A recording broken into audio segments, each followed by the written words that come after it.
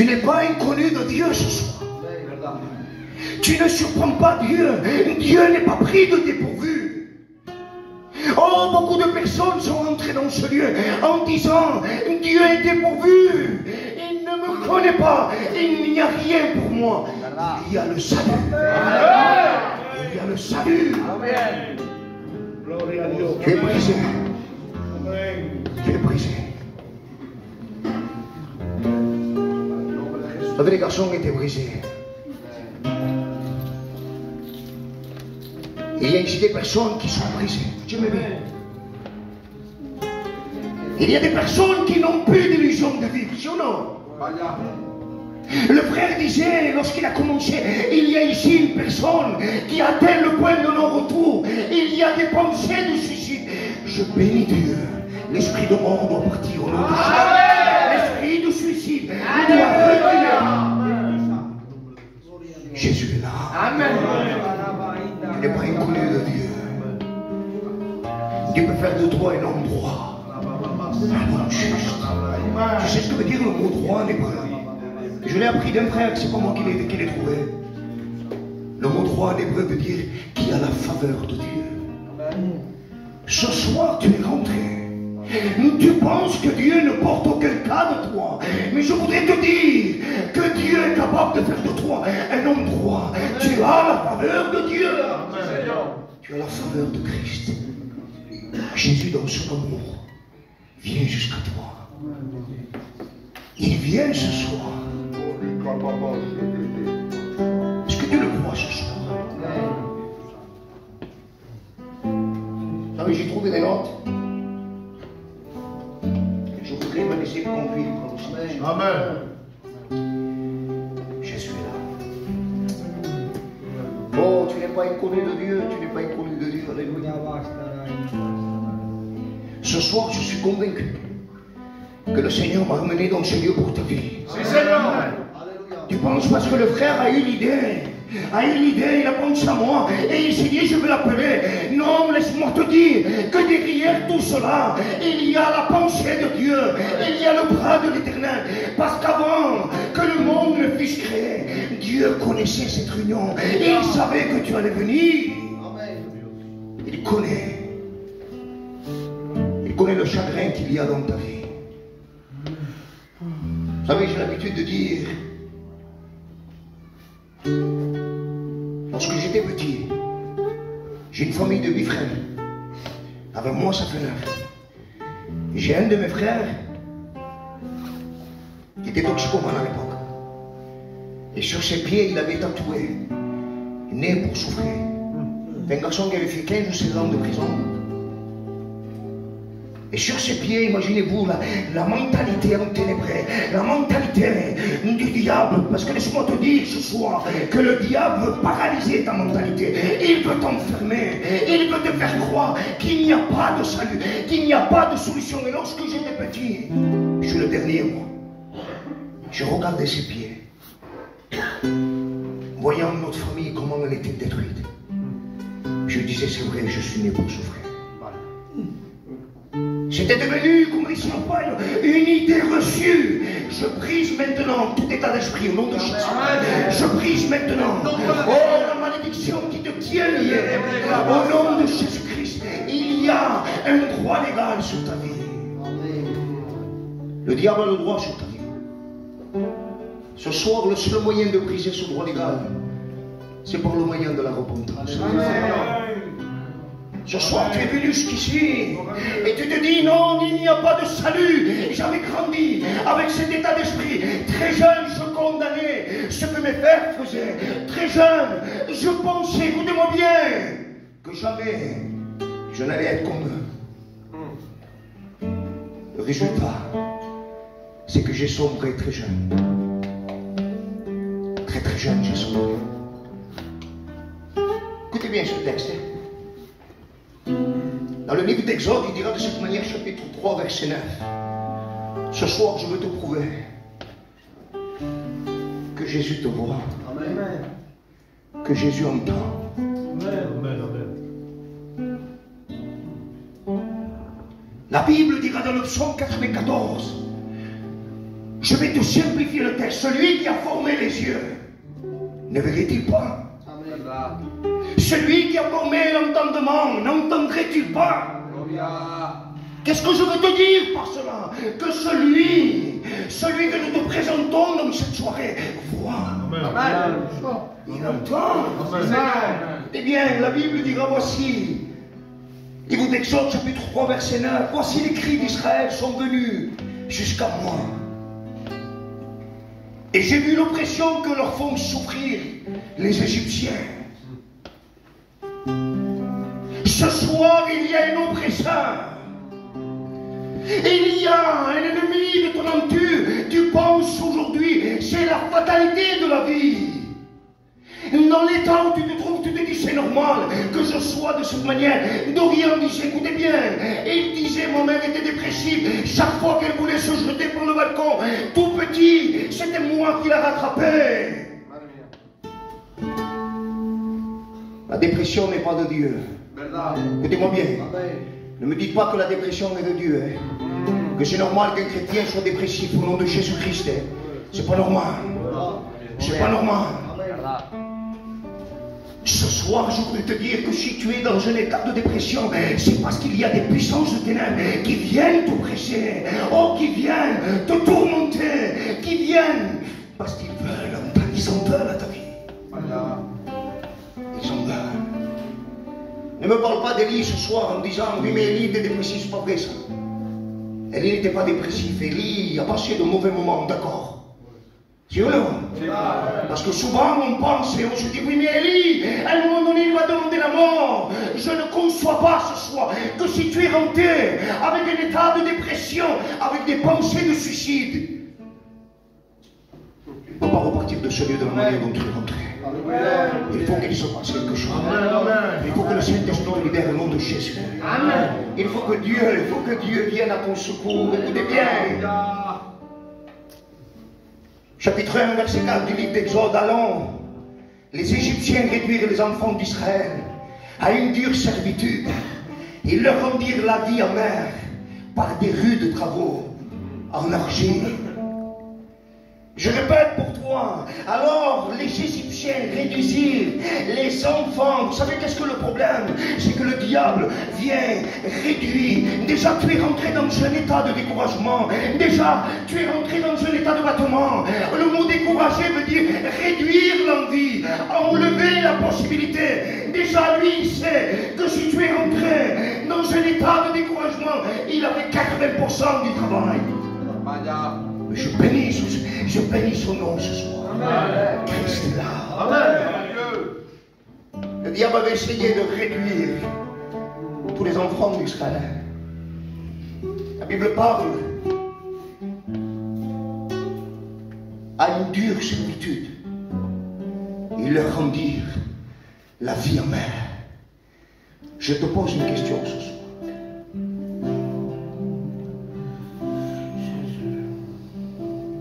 Comment est ta vie? Est-ce que tu sens qu'elle est remplie d'amertume?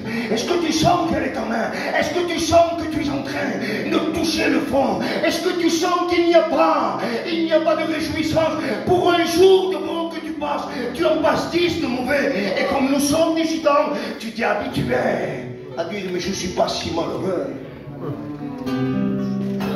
Tu es malheureux ce soir. Amen. Et Jésus veut venir à ton secours. Tu es malheureux. La Bible dira que le salaire du péché c'est la mort. Sinon, la Bible dira à quoi servirait-il un homme de gagner le monde s'il perd son âme? Voilà pourquoi le monde est trompé. Voilà pourquoi la jeunesse est trompée. Voyez, ce soir même, il y a ici des personnes qui pensent, lorsqu'ils vont gagner, obtenir telle ou telle chose, ils vont être heureux. Mais laisse-moi te dire, de la part de Jésus, il y a dans ton cœur un vide en forme de Dieu. Essaye de le remplir avec une voiture, tu n'y arriveras pas. Tu n'y arriveras pas. Jésus est là ce soir. Alléluia. Il est là.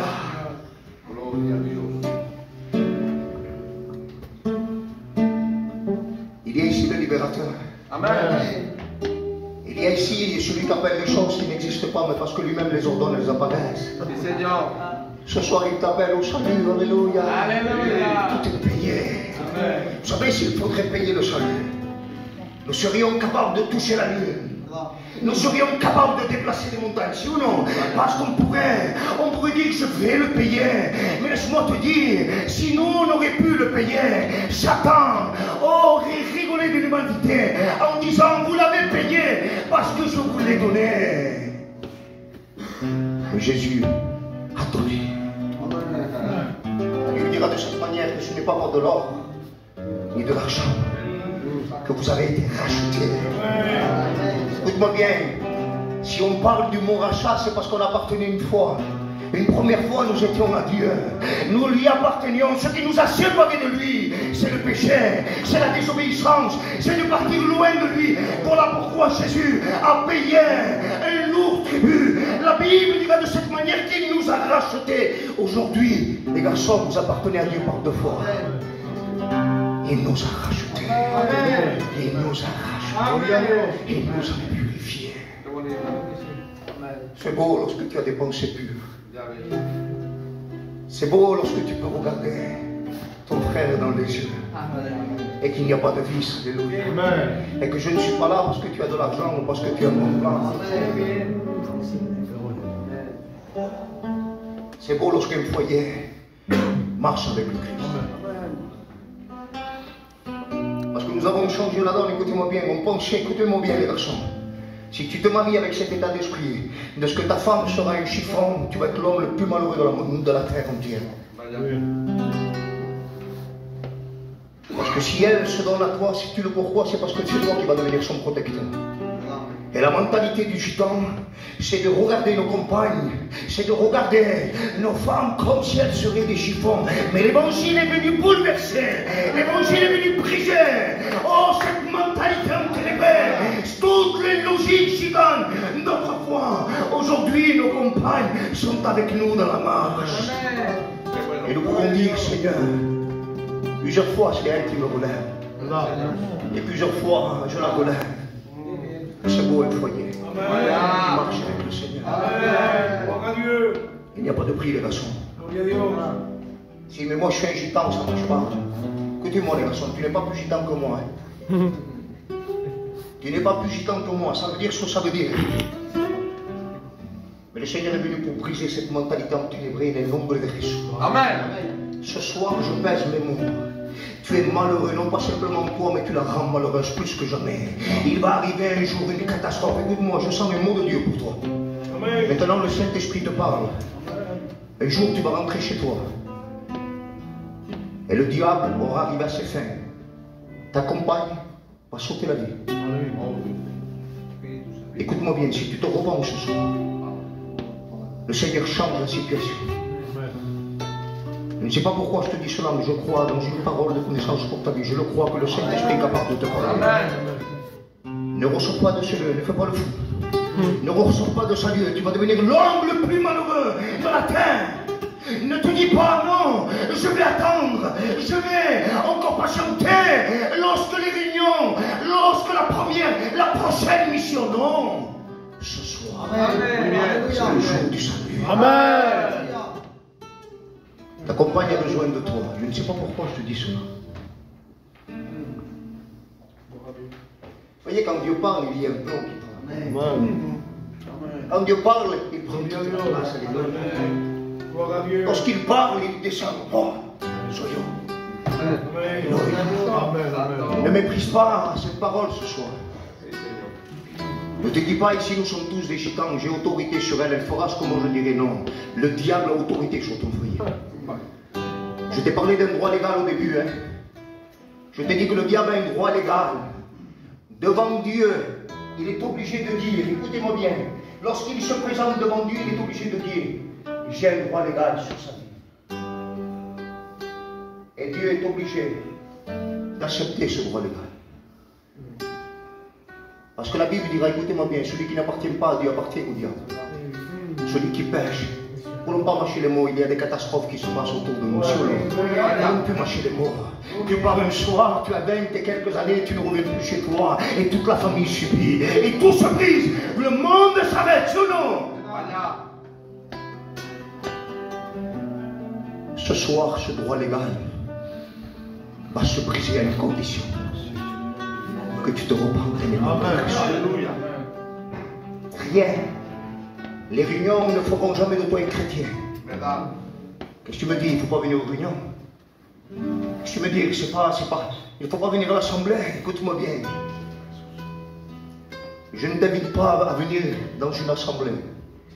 Ce que je veux, c'est que tu viennes à lui. Amen. Et la personne qui ne te décevra jamais. Amen. La Bible dit quand même si ton père et ta mère t'abandonneraient, il dit moi l'Éternel, je ne t'abandonnerai jamais. Amen. Il est Dieu. Alléluia. Ce que sa bouche dit, son bras puissant. Amen. Jésus est là ce soir. Amen. Jésus est là. Amen. Écoute-moi bien, il dira. Dans un texte du livre d'Ésaïe,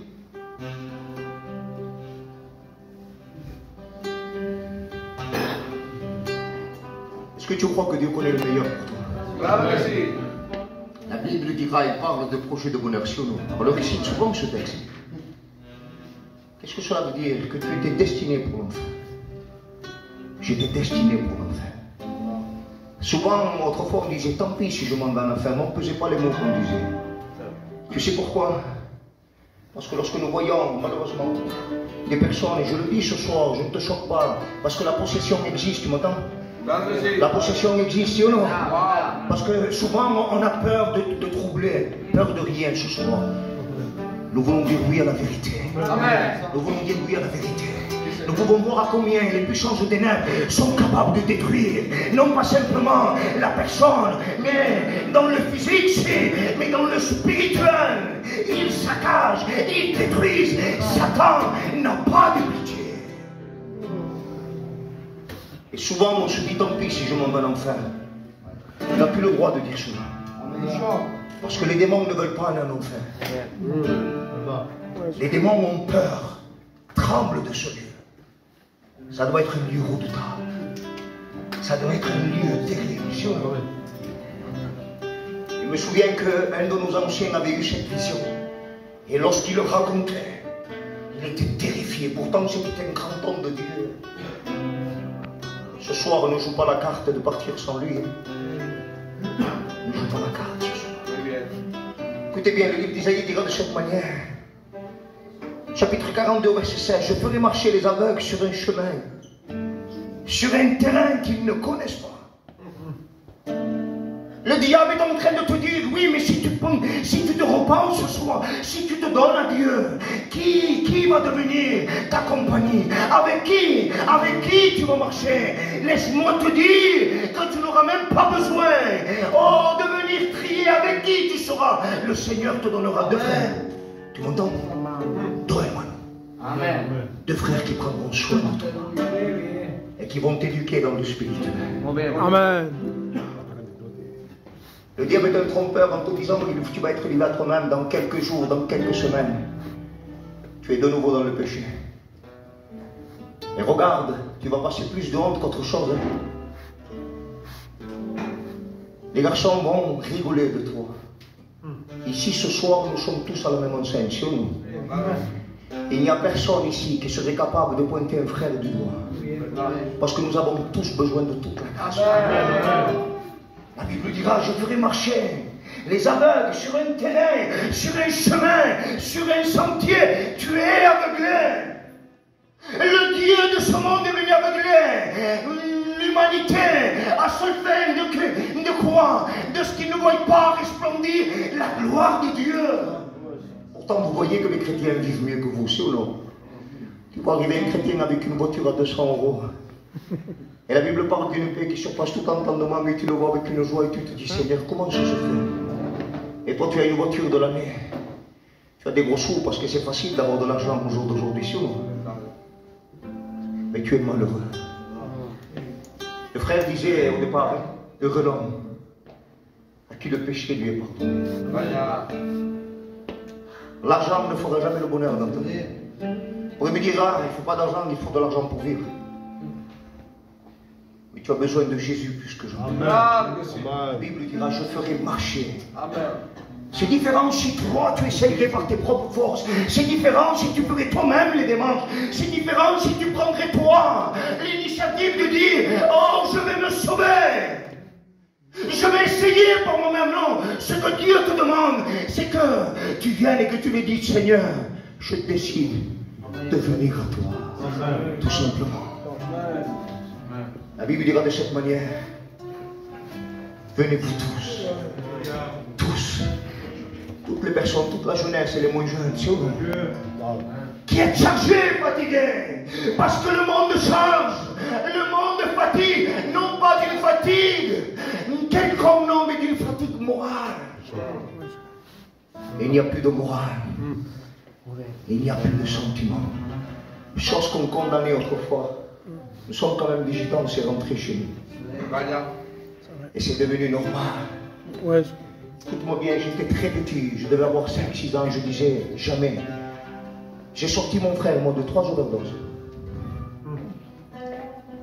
Et voyant comment il était, je disais jamais je vais toucher à ça. Un jour, ne me demandez pas comment, pourquoi le diable s'est accaparé de moi. Et lorsque moi je m'y attendais, parce que je pensais contrôler, je pensais par moi-même y arriver. Je pensais qu'avec la mentalité, avec le caractère que j'avais, avec la souffrance que j'avais vue autour de moi, oh, je m'étais produit comme une sorte de carapace. Mais le diable est capable de rentrer. Le diable rentrera dans ta carapace. Il rentrera et tout ce que tu as condamné jusqu'au jour d'aujourd'hui, tu le feras. Tu vas toucher le fond. Écoute-moi bien.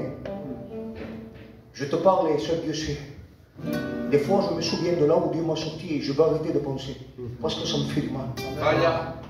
Des fois, lorsque je suis mal, les garçons, je me souviens à combien j'étais malheureux.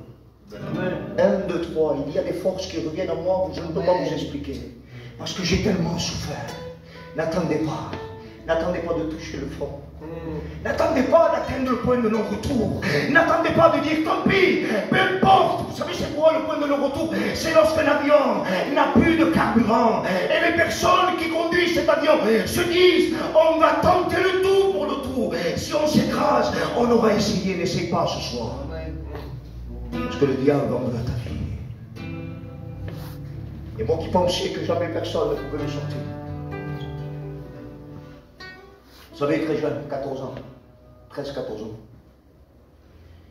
je suis tombé dans l'héroïne. Et l'héroïne, dans cette époque-là, a tué beaucoup de jeunes. L'héroïne a détruit des familles.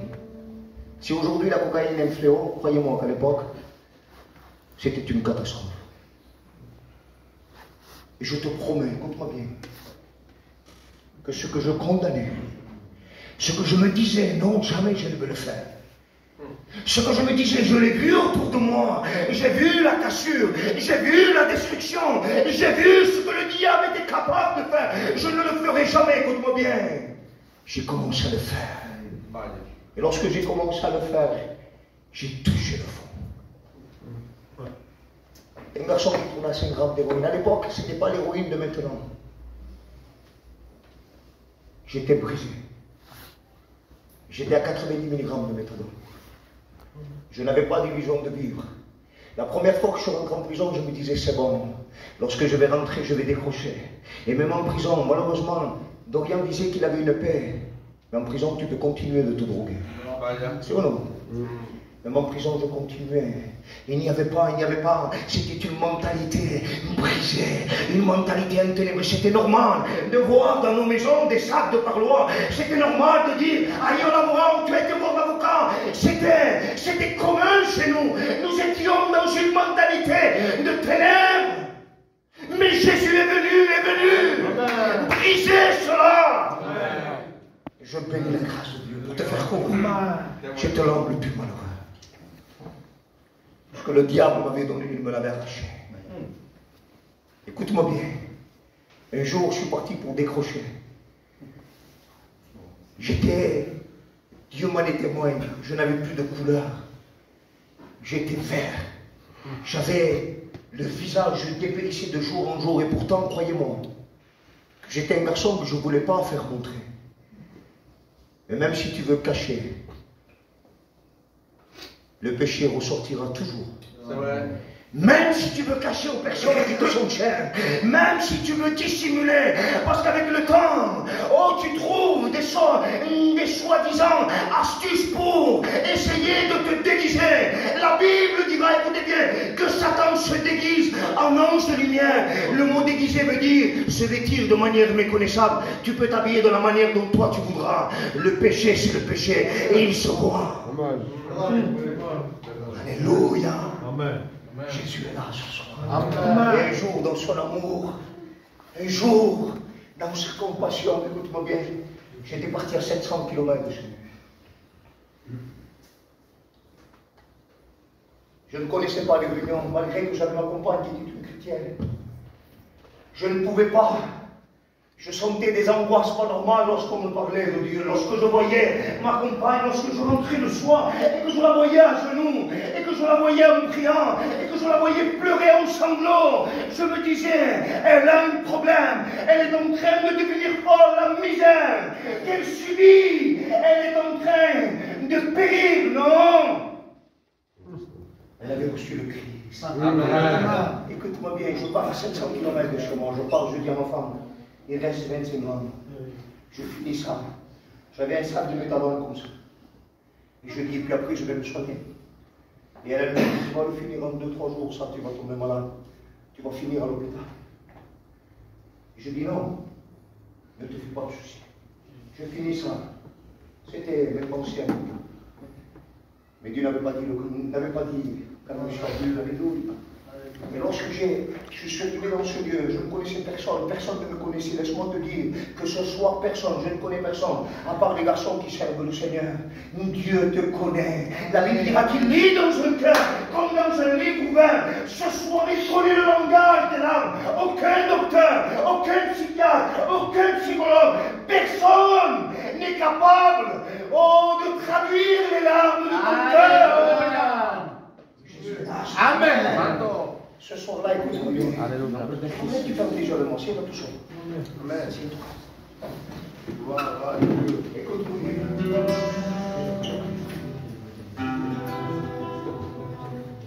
Ne me demandez pas comment, pourquoi. Je me suis retrouvé dans une réunion. Le serviteur ne me connaissait pas. Ce soir, c'est encore une preuve que Jésus t'aime et qu'il pense à toi. Si je te connaîtrais, tu pourrais dire qu'il connaît ma vie. Si je te connaîtrais, tu pourrais dire tout ce que vous dites, c'est bidon. Tout ce que vous êtes en train de faire, toutes ces manigances, oh, ne pourront pas me toucher. Parce que je vois que tout est manigancé. Non, Jésus est la vérité. Écoute-moi bien. J'ai assisté à une réunion. Et ce soir-là, je piquais du nez. C'est malheureux lorsque tu veux revenir à toi et que tu ne peux pas. Et que tu vois, tu es en train de tout voir avec les yeux fermés ce qui se passe autour de toi. Le serviteur commence à prêcher sur les toxicomane. Et à un moment donné, je regarde autour de moi. Et je ne vois personne. Et d'un coup, je sens la voix de Dieu pour la première fois. C'était la première fois que j'entendais la voix du Saint-Esprit. Peut-être ce soir tu es en train d'entendre la voix du Saint-Esprit. Ne la méprise pas. Ne la repousse pas. Ne la repousse pas. Écoute-moi bien. Même si tu voudrais te fâcher ce soir, je peux te comprendre. Peut-être qu'il y a des choses qui te dérangent ce soir. Peut-être qu'il y a des choses qui sont en train de faire remonter certaines choses qui te font du mal. Écoute-moi bien. Lorsque le serviteur a commencé à prêcher, j'ai regardé autour de moi, il n'y en avait pas, j'étais le seul. Et à un moment donné, j'entends la voix de l'Esprit Saint qui me dit, ce soir, je brise les chaînes qui te tiennent. Écoute-moi bien. Je veux sortir, je veux partir. Tu m'entends? Et d'un coup, le serviteur me bloque. Tu sais pourquoi je peux comprendre que ça te fait du mal au-dedans de la manière dont je te parle? Parce que ce soir-là, le diable voulait arriver à ses fins. D'un coup, j'entends la voix de l'ennemi qui me dit, s'il te parle de la drogue, s'il te traite de toxicomane, plante-le. Et Dieu seul sait, parce qu'avec le temps, on s'est rendu compte, et on a compris que derrière toutes ces choses, d'être un homme vaillant, d'être un homme qui fait du mal, il y a des puissances de ténèbres. Avant on disait, c'est non, parce que non. Il y a quelqu'un qui tire les ficelles. Ce soir-là, j'étais capable de le faire parce que par rapport à ce qui m'animait, par rapport à ce qui était en moi, écoutez-moi bien, j'ouvre mon couteau. Et je dis, s'il parle et qu'il est désagréable, je le coupe maintenant. C'est pour vous dire, cet homme n'a jamais employé une parole qui m'a déplu. Je suis tombé. Le serviteur a commencé à prier pour moi. Je suis tombé, ne me demandez pas comment, pourquoi. Aujourd'hui, je sais, c'est qu'il y avait des puissances de ténèbres qui m'animaient. C'était qu'il y avait une puissance héroïque, une puissance de rose. Je ne sais pas quelle est la puissance qui te tient lié. Je ne sais pas de quelle manière. Oh, tu es venu, quelle est la charge de ton cœur. Mais je connais celui qui m'a délivré. Ce jour-là, le serviteur a prié pour moi. J'ai senti une puissance qui est sortie de moi. Jésus, instantanément, lorsqu'il m'a permis d'être libre, il est venu habiter mon cœur. Instantanément, ça s'est passé en quelques secondes. Ne me demande pas comment, pourquoi, qu'est-ce qui s'est passé. Je suis parti de la réunion, je ne faisais que pleurer. Pendant 2 jours, je pleurais. Je suis arrivé dans le banc de mon camion, je levais le banc. C'était là où je mettais tout ce que j'avais. Je suis allé dans une plaque d'égout. Et là maintenant, le Seigneur me dit, jette tout ce que tu as. Il y avait peut-être quelques centaines de grammes d'or qu'on venait de faire. Et j'entends la voix du Saint-Esprit pour la 2e fois. Il me dit, ce que tu as senti ce soir est plus fort que tout ce que tu as vécu pendant de longues années. Voilà. Je vais dans cette plaque d'égout, je jette tout. Et quand je jette tout, j'avais mon petit beau-frère qui était là. Et lui, bien sûr, il voulait rattraper l'héroïne, mais il voulait rattraper l'or. Et je lui dis, écoute, sors de là, c'est pas à toi, c'est à nous. Sors. C'est pas à toi. Et maintenant, le diable me dit, dans 3 heures, tu es en manque. Tu es à 700 km de chez toi, tu n'as rien du tout. Tu as jeté le traitement, tu as tout jeté.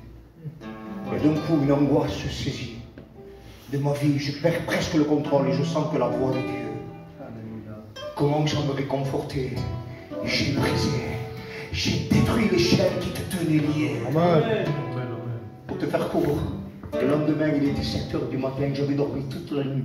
Vous savez qu'avec les années, j'étais devenu insomniaque. S'il y avait de l'héroïne, on ne dormait pas, parce que tellement qu'elle était bonne, tu ne pouvais pas dormir. Pour les personnes qui sont passées par là, le savent.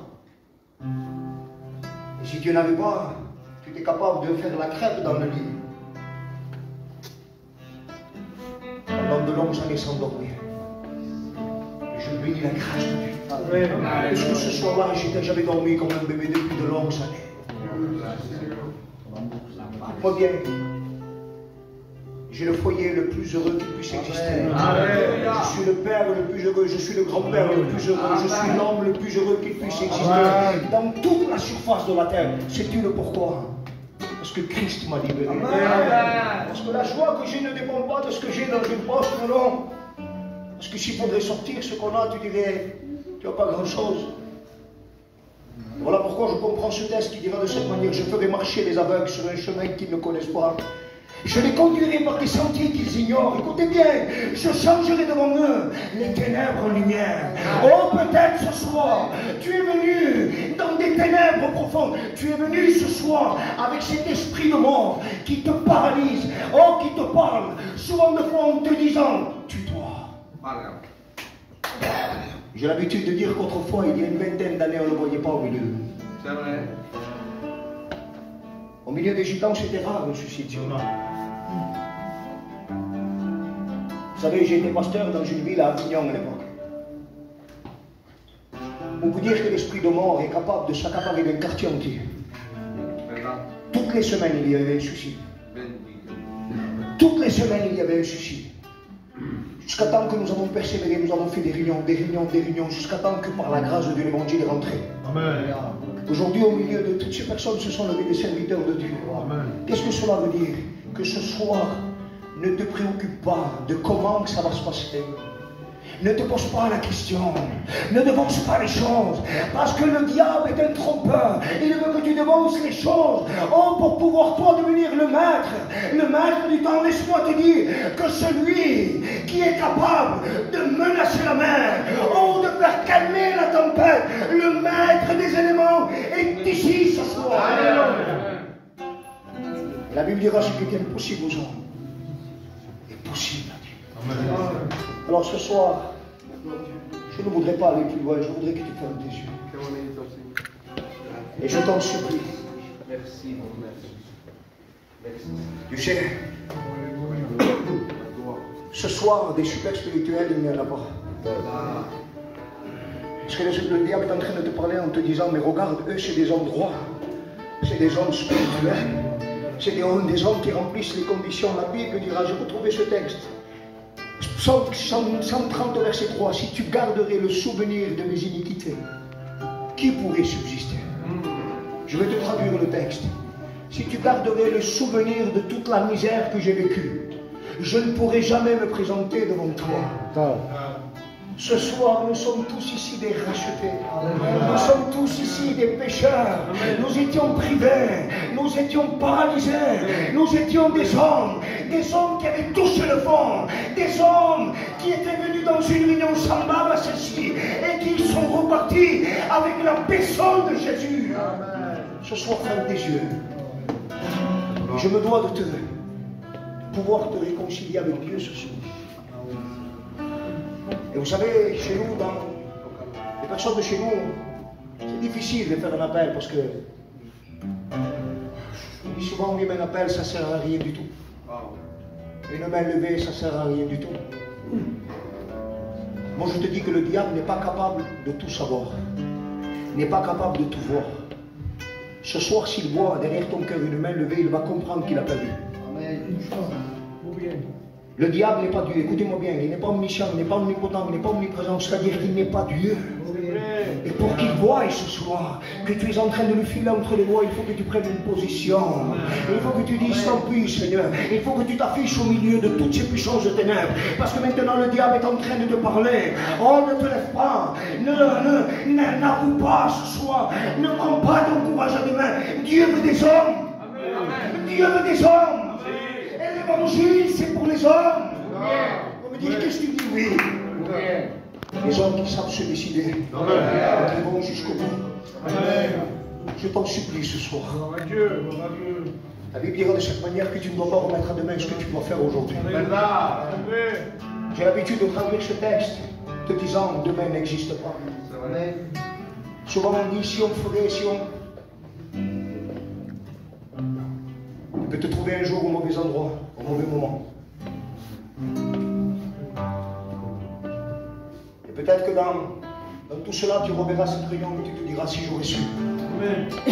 J'aurais pris mon courage demain, je me serais affiché, mais c'est trop tard. La Bible parle de deux chemins pour passer l'éternité. Jésus m'a dit, j'ai mis devant toi le chemin de la vie, le chemin de la mort. Choisis la vie en ce chemin que tu vis. Il y a encore une approbation du Saint-Esprit qui te dit ce soir, ne sois pas insensé. Tu es venu et tu as fait l'effort de venir. Le Saint-Esprit t'a attiré de ce lieu. Prends ton courage à demain. Dis-lui, Seigneur, je veux venir à toi. Je ne sais pas de quelle manière. Je ne sais pas comment ça va se passer. C'est mieux. Amen. C'est mieux encore. C'est mieux. Parce que lorsque tu ne connais pas, tu vas découvrir. Et lorsque tu vas découvrir, tu vas tomber amoureux de lui. Tu peux me dire, qu'est-ce que tu dis? Je suis un homme, moi je ne tombe pas amoureux.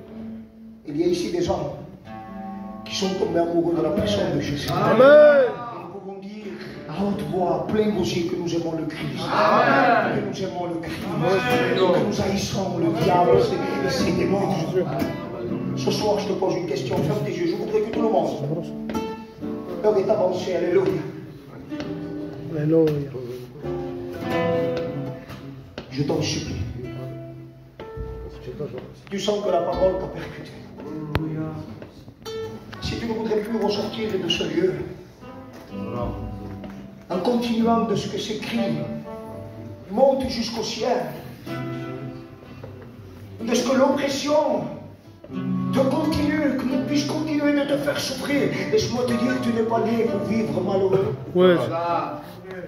Tu n'es pas né pour souffrir. Souviens-toi de ce tatouage diabolique. Je le dis aujourd'hui parce que lorsqu'il s'est tatoué cela, il y avait une puissance de ténèbres à travers ce tatouage m'a paralysé. Lorsque mon frère s'est tatoué cela, Dieu m'en est témoin. C'est devenu comme une idée reçue. Clac, ça y est. Je suis né pour souffrir. Tu n'es pas né pour souffrir. Amen. Amen. Seigneur veut te libérer. Amen. Ce soir, on ferme vos yeux. S'il vous plaît, les garçons, faites bloc.